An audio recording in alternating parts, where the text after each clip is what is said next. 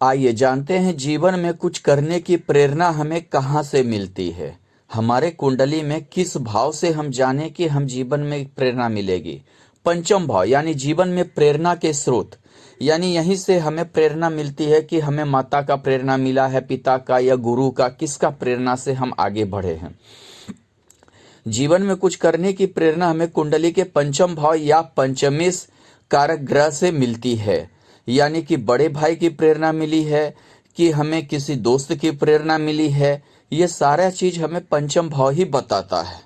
और बहुत बार प्रेरणा से ही, किसी के प्रेरणा से व्यक्ति बहुत कुछ कर लेता है। इसीलिए यह भाव भी बहुत ज्यादा इंपॉर्टेंट है। पंचम भाव में स्थित ग्रह जिस स्वभाव के होंगे और जिस भाव का, ये जिस कारक का प्रतिनिधित्व करेंगे, आपको जीवन में प्रेरणा वहीं से मिलेगी। यानी कि मान लीजिए कि पंचम भाव में बैठा गुरु है, यानी समझ जाइए कि आपको गुरु से प्रेरणा मिलेगी या किसी विद्वान आदमी से मिलेगी, आपको अपने शिक्षक से मिलेगी। अगर मान लीजिए एकादशी होकर है तो आपको बड़े भाई से मिलेगा। मान लीजिए कि कुंडली के पंचम भाव में गुरु स्थित है, यानी प्रेरणा आपको आपके किसी गुरु, बुजुर्ग व्यक्ति या बुढ़ापे में आपके पुत्र से भी प्रेरणा मिल सकती है। ऐसा मान लीजिए कि गुरु संतान कारक है, हो सकता है कि आपको पुत्र से भी प्रेरणा मिले। अब इसलिए जो है, आप अगर पंचम भाव में स्थित ग्रह को जैसा आप देखिए, अगर द्वितीय एस होकर बैठा है तो समझिए हो सकता है आपको अपने परिवार से प्रेरणा मिले। मान लीजिए कि पंचम भाव में चंद्रमा स्थित हो, आपको जीवन में प्रेरणा आपकी पत्नी, आपकी प्रेमिका या आपकी माता से भी मिल सकती है।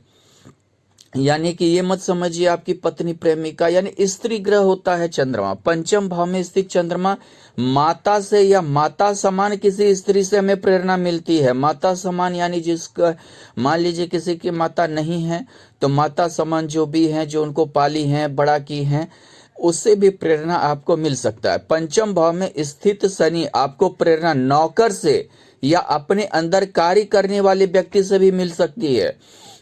यानी जो आपके अंदर काम कर रहा है या आपके कंपनी में कर रहा है, आपके मतलब समझिए कि जो नीचे काम कर रहा है, आपके बिजनेस में वो मुलाजिम है, उससे भी आपको प्रेरणा जीवन में मिल सकती है।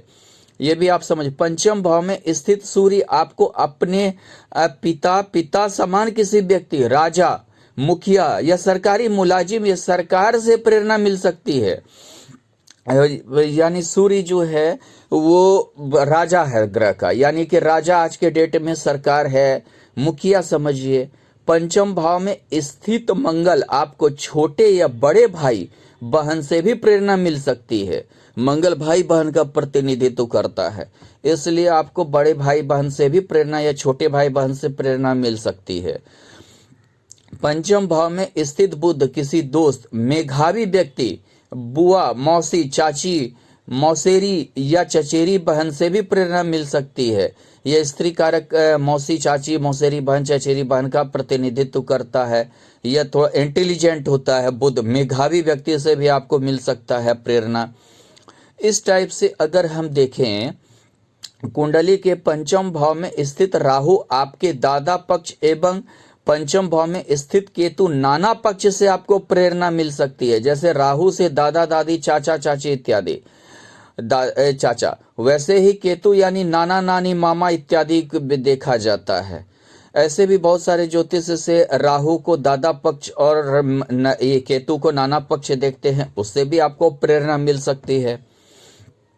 अगर लग्नेश पंचम में हो, स्थित हो, तो यानी आपसे प्रेरित होकर कुछ करना, अपने आप से व्यक्ति प्रेरित हो जाता है, अपने आप उसे इतना ज्ञान हो जाता है कि वो कुछ कर सके।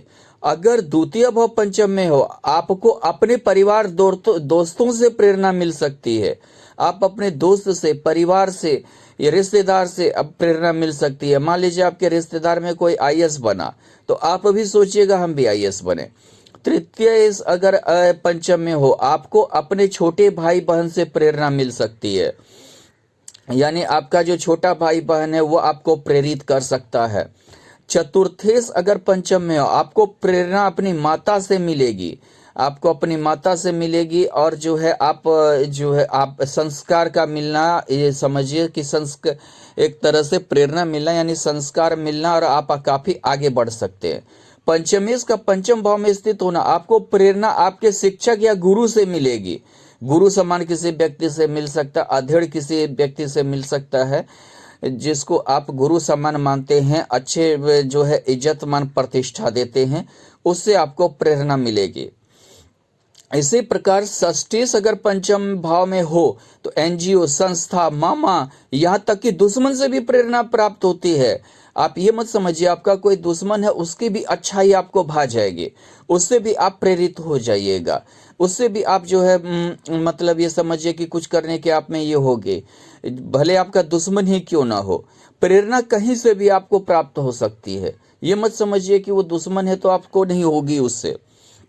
सप्तमेश का पंचम भाव में स्थित होना, पत्नी से या सहयोगी से या किसी ग्राहक से प्रेरणा मिलती है। ग्राहक यानी समझिए कि वो आपका कस्टमर है, सप्तम भाव से हम कस्टमर देखते हैं, सप्तम भाव से पत्नी देखते हैं, सहयोगी देखते हैं, बिजनेस पार्टनर, सहयोगी, उससे भी आपको प्रेरणा मिलेगी और आप काफी जो है उन्नति कर सकते हैं। प्रेरणा का अर्थ हुआ आगे बढ़ना। अष्टमेश का पंचम भाव में स्थित होना, आपको ससुराल वालों से, किसी तांत्रिक, ओझा, गुनी, जासूस आदि से प्रेरणा मिल सकती है। किसी जासूस का आप किताब पढ़ लीजिए, उससे भी आप प्रेरित हो जाइएगा। किसी मान लीजिए कि समझिए कि जो गुप्त चीजों का खोज, वैज्ञानिक, लिखना मैं भूल गया, किसी वैज्ञानिक रिसर्चर से आपको प्रेरणा मिल सकती है। आप भी रिसर्च भावना आप में पलेगा और आप अच्छा मतलब कि जीवन में कुछ कर सकते हैं। नवमेश का पंचम भाव में स्थित होना, किसी धार्मिक स्थल, धर्म गुरु, विद्वान से या शिक्षक से प्रेरणा मिल सकती है। धर्म भाव है यानी किसी धार्मिक स्थल, इससे जैसे कि आप गए किसी मंदिर से, किसी मस्जिद से, या समझिए धार्मिक धर्म गुरु वगैरह से, विद्वान से, शिक्षक से प्रेरणा आपको मिल सकती है। यानी समझिए कि प्रोफेसर आपका हो गया, लेक्चरर आपका हो गया। दसम इसका पंचम भाव में स्थित होना, कार्यस्थल में किसी सहयोगी, पिता से प्रेरणा मिल सकती है जो आपके साथ काम करते हैं उससे। जैसे कि एक ही ऑफिस में आप दो आदमी को वर्क कर रहे हैं, उसने आपको प्रेरित किया कि भाई हमारे कंपनी में आ जाओ, यहाँ सैलरी अच्छा है, बड़े कंपनी ज्वाइन करो, बड़े कंपनी में तुम बड़े अच्छा ये करोगे।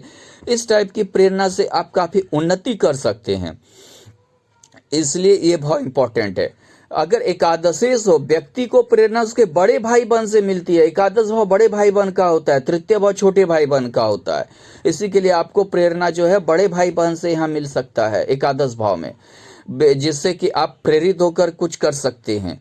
द्वादशेश अगर पंचम भाव में हो, व्यक्ति को प्रेरणा किसी अन्य व्यक्ति से मिलती है जिसे आप नहीं जानते हैं, यानी कि जिसे आप नहीं जानते, कोई दूसरा ही आपको प्रेरित करके चला जाएगा जीवन में, जिसको आप जानते ही नहीं है, पहचानते भी नहीं है, लेकिन आपके जीवन के लिए वो समझिए एक टर्निंग पॉइंट हो जाएगी, बदलाव का समय आ जाएगा और काफी ज्यादा आप उस प्रेरणा से उन्नति कीजिएगा, काफी ज्यादा उन्नत हो जाइएगा और जीवन में आगे बढ़िएगा। जीवन में प्रेरणा अच्छा और बुरा दोनों प्रकार के मिल सकते हैं। जैसे कोई क्रिमिनल प्रेरित होकर क्रिमिनल बन जाता है, अच्छा प्रेरणा अच्छे दिशा की ओर ले जाता है और बुरा प्रेरणा बुरा दिशा की ओर ले जाता है। जैसे कोई प्रेरित होकर क्रिमिनल बन जाता है, अपराधी बन जाता है, इस टाइप के भी प्रेरित हो जाते हैं व्यक्ति। ऐसा मत समझिए एक अच्छा ही प्रेरणा हो जाती है। अगर मान लीजिए कभी दुश्मन से प्रेरित होकर आप भी उससे बदला लेने की कोशिश करने लगिएगा, या आप भी किसी बुरा दोस्त से प्रेरित होकर बुरा कीजिएगा, यह शुभ और अशुभ दोनों ग्रहों के प्रभाव पर निर्भर करता है। जैसे शुभ ग्रह आपको शुभ प्रेरणा देगा और पाप ग्रह आपको पाप प्रेरणा दे सकता है, लेकिन ऐसा नहीं है, कभी पाप ग्रह भी आपको अच्छा प्रेरणा देता है, यानी शनि नौकर चाकर से देता है। लेकिन कभी कभार क्या होता है, जैसे शनि राहु वगैरह नीचे तबका का प्रतिनिधित्व करता है, आप गलत दिशा भी प्रेरित हो सकते हैं, ऐसा भी आपके साथ हो सकता है।